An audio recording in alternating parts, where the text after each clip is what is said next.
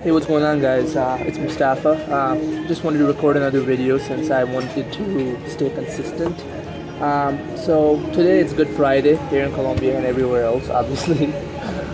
So everything is closed. I'm on La Setenta, which is a really popular street here, full of bars and restaurants, and there's a few restaurants open here. So I'm just grabbing some lunch at this Mexican joint called Senor Taco, and just got some fajitas and a glass of water. So while I'm waiting for my food, I just thought I would cover a pretty important topic that a lot of people think about before they make a move abroad or before they travel, which is housing. I know before I came here the first time, that was one of the things that concerned me the most because I had no idea how things worked in Colombia and South America in general.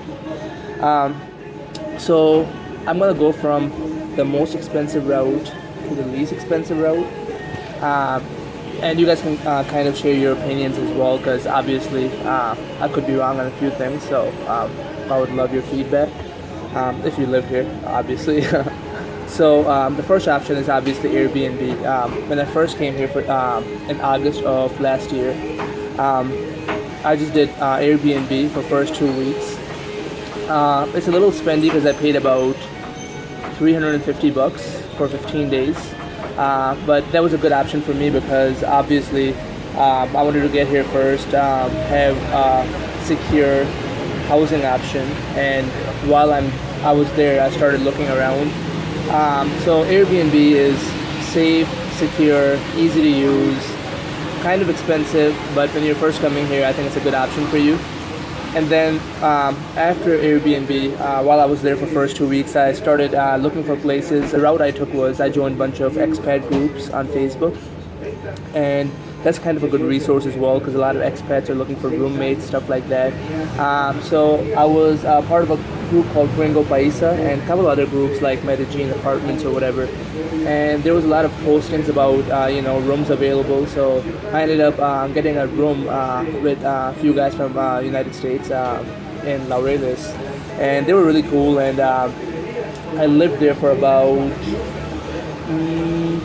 a month and a half, and then I found out that the person who was renting the house wasn't supposed to be subleasing the rooms. So we got a 2 weeks notice to get the fuck out of there.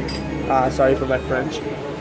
So during that time, what I did was I actually contacted my Colombian friend Paulina, and I was like, "Hey Paulina, so I'm about to be homeless.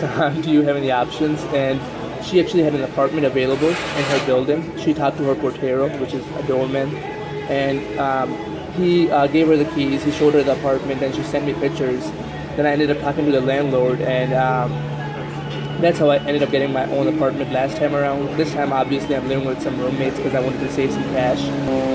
I will upload the video of my last apartment one of these days. It was actually really nice. So that's how I found my apartment last time. Another cheap option is Comprar Tu Apto. It's a website where Colombians have rooms available in their house, and they basically post listings on there, and you can kind of browse around, and if you like something, you can send them a message. It's cheaper because obviously nobody really speaks English on their website, so you need to know Spanish, but you get better rates. So that's a good route, obviously, if you're trying to be cost efficient. And lastly, which really works for a lot of foreigners, is if you know a little bit of Spanish, just walk around the neighborhoods and talk to porteros of different buildings, the doormen, and they usually know if there's any units available, and they will get you in touch with the landlord or whatever of that unit, and you can kind of talk it out and rent the place right from the landlord. And obviously the last option, which I don't like because I'm a very private person, but I know a lot of travelers do that, is hostels. For me, I just kind of like my privacy, at least my own room with my own bathroom, because I don't know. I mean, even though I'm a social person, I kind of like my space. But hostels are definitely a good option because the nice thing about hostels is you get to know people fast because you're obviously there with fellow travelers, which is a really cool thing, and it's pretty cheap. Now I'm gonna move on to areas. Obviously, I don't know that many areas in Medellin, but some of the areas I would recommend, barrios that I would recommend living here are obviously Laureles. That's where I've lived the entire time I was here. Um, Estadio, which is right next to Laureles, is a pretty safe place to stay as well. And actually, my last apartment was kind of on the border of Laureles and Velodromo is not bad either. And then I know a few expats who are living in Poblado.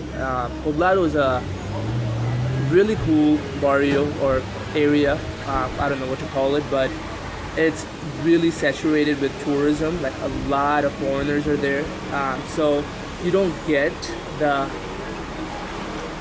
authentic Colombian experience. But there's a lot to do. There's nightlife, restaurants. There's actually a lot of fun things to do.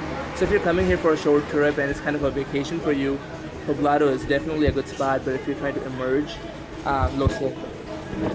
If you're trying to immerse, that guy just tried to sell me glasses. But yeah, if you're trying to immerse into Colombian culture, I think you're better off moving somewhere else where there's less foreigners, so you can practice your Spanish and kind of assimilate with the culture. So yeah, that's why I'm staying in Laureles, because it kind of gives me more of exposure to the culture here. I can't get by speaking English, so I have to speak Spanish. So it's a good practice for me as well. Um, Other neighborhoods are Envigado. Envigado is pretty safe as well. I know a lot of expats who live there. Probably, obviously, more local than Poblado. Poblado is just very touristy, which is kind of a good thing if you're here for that reason. But I kind of wanted to explore the culture, learn the language, kind of see how Colombians live. And then there's a few other areas. I know on Facebook I see a lot of posts about apartments in Medellin, and I don't know. I've never been there, so I can't really say much about it. But obviously, there's a lot of foreigners living there. I'm sure it's pretty safe. Um, but yeah, if I think of anything else, I'll obviously include that in this video later on. But that's all I have for you guys. Hope you're having a good Friday and have a good weekend. Take it easy.